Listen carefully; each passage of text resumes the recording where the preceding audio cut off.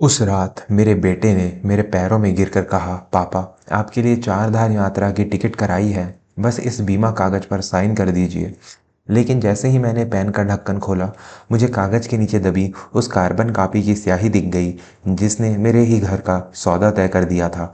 मेरे हाथों में कंपन था, बुढ़ापे का नहीं बल्कि उस क्रोध का जो एक पिता के सीने में तब उठता है जब उसकी औलाद उसे भगवान के नाम पर चल रही होती है। मैंने पेन की नीब को कागज पर टिकाया, लेकिन उसे चलाया नहीं। मेरी नज़र बेटे के झुके हुए सिर पर थी, जो श्रद्धा से नहीं बल्कि अपनी चोरी पकड़े जाने के डर से झुका हुआ था। बाहर बारिश हो रही थी, लेकिन इस कमरे के भीतर रिश्तों का अकाल पड़ा था। मेरा नाम दीनानाथ है। इस कस्बे में लोग मुझे मास्टर जी कहते हैं। 40 साल तक मैंने सरकारी स्कूल में बच्चों को क से कबूल और स से सत्य सिखाया है। लेकिन मैं यह भूल गया था कि मेरा अपना बेटा स से संपत्ति और छ से छल सीख रहा था। मेरा घर, जिसे लोग पुरानी हवेली कहते हैं, शहर के बीचों बीच बाजार में एक बेशकीमती जमीन पर खड़ा है। ईंट और चूने की यह इमारत सिर्फ एक मकान नहीं है, यह मेरे पूर्वजों की निशानी है। मेरी पत्नी के गुजरने के बाद यह घर ही मेरा साथी था। मेरा बेटा विमल और मेरी बहू सुनीता मेरे साथ ही रहते थे। ऊपर से देखने पर हमारा परिवार एक आदर्श भारतीय परिवार लगता था। सुबह की पूजा, शाम की चाय और रात का खाना साथ में। लेकिन पिछले 6 महीनों से इस घर की हवा बदल गई थी। विमल का बर्ताव अचानक बहुत बदल गया था। वह ज़्यादा मीठा बोलने लगा था, इतना मीठा कि डर लगने लगे। वह अक्सर कहता, पापा, अब आप आराम कीजिए, जिम्मेदारी मुझे दे दीजिए। सुनने में यह सेवा लगती थी, लेकिन असल में यह सत्ता का हस्तांतरण था। और बहू, वह तो मुझे ऐसे देखती थी जैसे मैं कोई पुरानी टूटी हुई कुर्सी हूँ जो ड्राइंग रूम की शोभा खराब कर रही है। उनकी योजना बहुत बारीक थी। वे मुझे पागल साबित करना चाहते थे। हाँ, आपने सही सुना, पागल। इसकी शुरुआत बहुत छोटी छोटी चीज़ों से हुई। मैं अपना चश्मा मेज पर रखता और 5 मिनट बाद वह वहाँ नहीं होता। मैं पूरे घर में ढूंढता और अंत में वह बहू के हाथ में मिलता। वह कहती, पापा जी, चश्मा तो आपके बाथरूम में पड़ा था। आप आजकल चीज़ें बहुत भूलने लगे हैं। शुरू में मैंने उनकी बात मान ली। 60 पार चुक कर चुका हूँ, शायद याददाश्त कमज़ोर हो रही हो। लेकिन फिर बात बढ़ने लगी। मैं बैंक की पासबुक दराज में रखता, अगले दिन वह गायब मिलती। मैं पूछता तो बेटा कहता, पापा, पासबुक तो आपने मुझे दी थी अपडेट कराने के लिए, आपको याद नहीं। धीरे धीरे मुझे खुद पर शक होने लगा। क्या मैं सच में सठिया गया हूँ? क्या मेरा दिमाग अब मेरा साथ नहीं दे रहा? लेकिन मेरे भीतर का वह शिक्षक जो 40 साल तक छात्रों की नकल पकड़ता आया था, अभी पूरी तरह नहीं सोया था। मुझे खटकने लगा था कि मेरी भूलने की बीमारी सिर्फ तब क्यों उभरती है जब घर के कागजों या पैसों की बात आती है। एक दिन दोपहर को जब मैं अपने कमरे में सोने का नाटक कर रहा था, मैंने विमल और सुनीता को आंगन में फुसफुसाते सुना। सुनीता कह रही थी, वकील साहब कह रहे थे कि अगर बाबूजी की दिमागी हालत ठीक नहीं है तो पावर ऑफ अटर्नी मिलना मुश्किल होगा, हमें जल्दी कुछ करना होगा। विमल ने जवाब दिया, चिंता मत करो, अगले हफ्ते उनकी जन्म तिथि है। मैंने एक प्लान बनाया है। हम उन्हें वो तोहफा देंगे जिससे लिए वो सालों से तरस रहे हैं, बद्रीनाथ और केदारनाथ की यात्रा। एक बार वो इमोशनल हो गए तो किसी भी कागज पर साइन कर देंगे। मेरी बंद आंखों के कोनों से एक आंसू लुढ़क कर तकिए में समा गया। वह तो यह कीमत थी मेरी आस्था की। मेरे ही भगवान का इस्तेमाल मेरे खिलाफ किया जा रहा था। उस दिन मैंने कसम खाई कि मैं अपनी याददाश्त का इम्तिहान लूँगा। मैंने एक छोटी डायरी खरीदी और उसे अपने गद्दे के नीचे छिपा दिया। मैं हर छोटी बात लिखने लगा। मैंने चश्मा कहाँ रखा, चाबी कहाँ टांगी, मैंने विमल से क्या बोला। 3 दिन बाद विमल मेरे पास आया, हाथ में मिठाई का डिब्बा लिए। पापा, खुशखबरी है, मैंने अपनी 4 धाम यात्रा आपकी 4 धाम यात्रा की बुकिंग करवा दी है। अगले महीने की टिकट है। बस कुछ मेडिकल और बीमा के कागज हैं जिन पर आपके हस्ताक्षर चाहिए। उसके चेहरे पर एक विजयी मुस्कान थी। मैंने भी अपनी भूमिका निभाई। मैंने कांपते हाथों से मिठाई ली और कहा, बेटा, तूने तो मेरी अंतिम इच्छा पूरी कर दी, मैं बहुत खुश हूँ। उसने तुरंत एक फाइल मेरे सामने खोल दी। बस यहाँ साइन कर दीजिए पापा, यह यात्रा बीमा है। बुढ़ापे में सफ़र का जोखिम नहीं लेना चाहिए ना। कागज अंग्रेजी में था, बहुत बारीक अक्षरों में। विमल जानता था कि मैं हिंदी का शिक्षक हूँ, अंग्रेजी मेरी थोड़ी कमज़ोर है, लेकिन वह भूल गया था कि एक पिता अपने बच्चों की सुरक्षा के लिए किसी भी भाषा को पढ़ सकता है। मैंने चश्मा पहनने का नाटक किया और कहा, बेटा, आज आँख में बहुत पानी आ रहा है, कल सुबह आराम से साइन कर दूंगा, अभी रख दे। विमल थोड़ा हिचकिचाया, लेकिन फिर मान गया। ठीक है पापा, लेकिन कल सुबह पक्का। एजेंट को फाइल भेजनी है।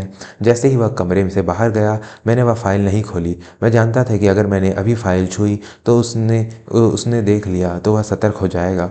मैं रात का इंतज़ार करने लगा। आधी रात को जब पूरा घर शांत था, मैं उठा, मैं अपने फ़ोन की टार्च जलाई और फाइल खोली। ऊपर के 2 पन्ने वाकई ट्रैवल इंश्योरेंस के थे, लेकिन उनके नीचे स्टाम्प पेपर था, दान विलेख, गिफ्ट डीड, जिसमें लिखा था कि दीनानाथ अपनी पूरी होशो हवास में अपनी पुश्तैनी हवेली और बाजार वाली दुकानें अपने इकलौते बेटे विमल के नाम करते हैं और इसके बदले में विमल उन्हें ताउम्र भरण पोषण देगा। और सबसे नीचे एक क्लॉज था, अगर दीनानाथ की मानसिक स्थिति बिगड़ती है तो उन्हें किसी देखभाल केंद्र, वृद्धाश्रम में भेजने का पूरा अधिकार विमल के पास होगा। मेरे पैरों तले जमीन खिसक गई। वो मुझे यात्रा पर नहीं भेज रहे थे, वो मुझे हमेशा के लिए घर से बेदखल करने की तैयारी कर रहे थे। दोस्तों, अगर आप भी एक ऐसे परिवार से हैं जहां बड़ों का सम्मान ही सबसे बड़ा धर्म माना जाता है, तो कमेंट में माता पिता लिखकर अपनी उपस्थिति दर्ज कराएं। मैं देखना चाहता हूं कि कितने लोग आज भी संस्कारों को जिंदा रखे हुए हैं। चैनल को सब्सक्राइब कर लीजिए, क्योंकि आगे जो हुआ वह आपको चौंका देगा। अगली सुबह घर में उत्सव जैसा माहौल था। विमल ने वकील को भी चाय पर बुलाया था, शायद वह काम पक्का कर लेना चाहता था। सुनीता ने मेरे लिए गाजर का हलवा बनाया था। मैं नहा धोकर अपना सबसे अच्छा कुर्ता पहनकर बाहर आया। वकील साहब, जिनका नाम मिस्टर खन्ना था, अपनी काली कोट में बैठे थे। विमल ने मुझे सोफे पर बैठाया। पापा, वकील साहब गवाह के तौर पर आए हैं, बीमा के लिए गवाह चाहिए होता है। मैंने खन्ना जी की आंखों में देखा, वे नजरें चुरा रहे थे। साफ था वे भी मिले हुए थे। विमल ने पेन मेरी तरफ बढ़ाया। लीजिए पापा, यहाँ निशान लगा है, बस साइन कर दीजिए। मैंने पेन हाथ में लिया। कमरे में सन्नाटा था, सिर्फ घड़ी की टिक टिक सुनाई दे रही थी। सुनीता किचन के दरवाजे पर खड़ी होकर सांस रोके देख रही थी। मैंने पेन को कागज के पास ले जाकर रोक दिया। मैंने विमल की ओर देखा और कहा, बेटा, बीमा तो ठीक है, लेकिन मुझे लगता है कि 4 धाम जाने से पहले मुझे एक और काम करना चाहिए। विमल के माथे पर पसीना आ गया। क्या काम पापा? साइन कर दीजिए ना, फिर लेट हो जाएगा। मैंने अपनी जेब से एक और कागज निकाला। यह कागज़ मैं रात को ही तैयार करके अपनी जेब में रख लाया था। मैंने कहा, कल रात मुझे नींद नहीं आई। मुझे लगा कि यात्रा पर जा रहा हूँ, क्या पता वापस आऊँ या नहीं, रास्तों का क्या भरोसा। इसलिए मैंने सोचा कि अपनी वसीयत भी पक्की कर दूँ। वसीयत का नाम सुनते ही सुनीता और विमल की आंखें चमक उठी। उन्हें लगा कि शायद बुढ़ा खुद ही सब कुछ नाम कर रहा है। उनका काम और आसान हो गया। विमल ने उत्सुकता से पूछा, वसीयत? कैसी वसीयत पापा? इसकी क्या ज़रूरत थी? सब तो आपका ही है। मैंने मुस्कुराते हुए कहा, हाँ, सब मेरा है, इसलिए मैंने फैसला किया है। खन्ना साहब, आप तो वकील हैं, जरा इसे पढ़कर सुनाइए। मैंने अपने हाथ से लिखा कागज खन्ना जी की तरफ बढ़ाया। खन्ना जी ने उसे पढ़ा और उनका चेहरा फक पड़ गया। उनके हाथ कांपने लगे। उन्होंने विमल की तरफ देखा। विमल चिल्लाया, क्या लिखा इसमें, पढ़िए। खन्ना जी ने हकलाते हुए पढ़ा, मैं दीनानाथ अपनी पूरी हौसला हवास में यह घोषणा करता हूँ कि मेरी मृत्यु के बाद मेरी यह हवेली और दुकानें दीनानाथ धर्मार्थ ट्रस्ट के अधीन होंगी। इस संपत्ति से होने वाली आय से गरीब बच्चों की शिक्षा का खर्चा उठाया जाएगा। मेरे बेटे विमल और बहू सुनीता को इस संपत्ति से फूटी कौड़ी भी नहीं मिलेगी, क्योंकि वे आत्मनिर्भर हैं और मेरी देखभाल करने में असमर्थ हैं। कमरे में जैसे बम फट गया हो। सुनीता चीख पड़ी, यह क्या बकवास है पापा जी, आप ऐसा कैसे कर सकते हैं, यह हमारा हक है। मैंने मेज पर जोर से हाथ मारा और खड़ा हो गया। मेरी आवाज़, जो पिछले 6 महीने से दबी हुई थी, आज शेर की तरह गूंजी। हक? कैसा हक? वो हक जो तुम धोखे से छीनना चाहते थे, वो हक जो मुझे पागल साबित करके लेना चाहते थे। विमल हक्का बक्का रह गया। पापा, आपको सब याद है? मैंने अपनी डायरी जेब से निकालकर टेबल पर पटक दी। हाँ, मुझे सब याद है। मुझे याद है कि तूने मेरा चश्मा कब छिपाया था। मुझे याद है कि तूने मेरी दवाइयाँ कब बदली थी। और मुझे यह भी याद है कि तू मुझे अपने बाप को नहीं, बल्कि एक बोझ को तीर्थ यात्रा पर भेज रहा था, ताकि पीछे से तू इस घर को बेच सके। मैंने उस धोखे वाले गिफ्ट डीड को उठाया और सबके सामने उसके टुकड़े टुकड़े कर दिए। कागज के वह टुकड़े हवा में ऐसे बिखरे जैसे उनके झूठे मंसूबे। मैंने विमल की आंखों में आंखें डालकर कहा, तुझे लगा था कि मैं अनपढ़ हूँ, या तुझे लगा कि मैं बूढ़ा हो गया हूँ तो बेवकूफ़ हूँ? बेटा, मैंने तुझे चलना सिखाया है, तू मुझे दौड़ना मत सिखा। जो बाप अपनी औलाद के लिए अपनी पूरी जवानी गला सकता है, वो अपने आत्मसम्मान की रक्षा के लिए उसी औलाद के खिलाफ खड़ा भी हो सकता है। सुनीता अब रोने का नाटक करने लगी। पापा जी, हमसे बहुत गलती हो गई, हमें माफ़ कर दीजिए। हम तो बस बस क्या? मैंने कड़क आवाज में पूछा। बस मुझे बेघर करना चाहते थे? सुन लो, यह वसीयत अभी मैंने रजिस्टर नहीं कराई है, लेकिन यह गिफ्ट डिड फाड़ने के बाद अब मेरा अगला कदम यही होगा। वकील खन्ना चुपचाप अपना बैग उठाकर खिसकने लगे। उन्हें पता था कि अब दाल नहीं गलने वाली। विमल मेरे पैरों में गिर पड़ा, सचमुच गिर पड़ा। इस बार किसी नाटक के लिए नहीं, बल्कि डर के मारे। पापा, मुझे बेदखल मत कीजिए। मैं कहाँ जाऊँगा? मेरे पास इतना पैसा नहीं है कि मैं शहर में मकान ले सकूँ। मैं उसे देखता रहा। वही बेटा जिसे मैंने उंगली पकड़कर मेला घुमाया था, आज वह एक अजनबी लग रहा था। मेरा दिल पसीजा, लेकिन दिमाग ने मुझे रोक दिया। अगर आज मैं पिघल गया तो कल ये फिर मुझे काटेंगे। सांप की फितरत दूध पिलाने से नहीं बदलती। मैंने कहा, मैं तुझे बेघर नहीं कर रहा विमल। यह घर मेरा है और जब तक मैं जिंदा हूँ मेरा ही रहेगा। तुम दोनों यहाँ रह सकते हो, लेकिन मालिक बनकर नहीं, मेरे बेटे और बहू बनकर। और जिस दिन मुझे लगा कि मेरी सेवा में या मेरे सम्मान में कमी आई है, या ट्रस्ट वाली वसीयत कोर्ट में रजिस्टर हो जाएगी, यह मेरी चेतावनी नहीं, मेरा फैसला है। उस दिन के बाद से घर का नक्शा बदल गया। अब मेरा चश्मा कभी नहीं खोता।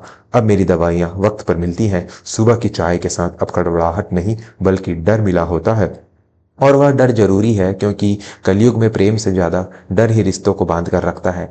मैं आज भी उसी हवेली में रहता हूँ। शाम को कुर्सी डालकर आंगन में बैठता हूँ। विमल और सुनीता आते जाते मुझे नमस्ते करते हैं, पैर छूते हैं। मैं आशीर्वाद देता हूँ, लेकिन अब मैं आंख मूंद कर आशीर्वाद नहीं देता। मेरी आंखें अब हमेशा खुली रहती हैं। दोस्तों, यह कहानी किसी एक घर की नहीं है, यह आज के समाज की कड़वी सच्चाई है। माता पिता अपनी पूरी जिंदगी बच्चों का भविष्य बनाने में लगा देते हैं, और वही बच्चे थोड़े से पैसे के लालच में उन्हें अतीत का कूड़ा समझकर बाहर फेंकने चाहते हैं। याद रखिए, जायदाद के कागजों पर अंगूठा लगवाया जा सकता है, लेकिन बाप के आशीर्वाद पर नहीं। और जिस दिन बाप का सब्र टूटता है, उस दिन बड़ी से बड़ी अदालत भी उनके फैसले को नहीं बदल सकती। आपको क्या लगता है, क्या मैंने विमल और सुनीता को घर में रहने देकर सही किया, या मुझे उन्हें उसी वक्त घर से निकाल देना चाहिए था? अपनी राय नीचे कमेंट में ज़रूर लिखें। अगर इस कहानी ने आपके दिल को छुआ हो तो इसे लाइक करें और अपने परिवार के साथ शेयर करें। शायद किसी और बुजुर्ग की आंखें खुलने में यह कहानी मदद कर दे। चैनल को सब्सक्राइब करना मत भूलिएगा, क्योंकि अगली कहानी में हम बात करेंगे एक ऐसी माँ की जिसने अपने ही बेटे के खिलाफ गवाही देकर उसे जेल भिजवाया। क्यों? जानने के लिए जुड़े रहें। धन्यवाद। नमस्ते। जय हिंद।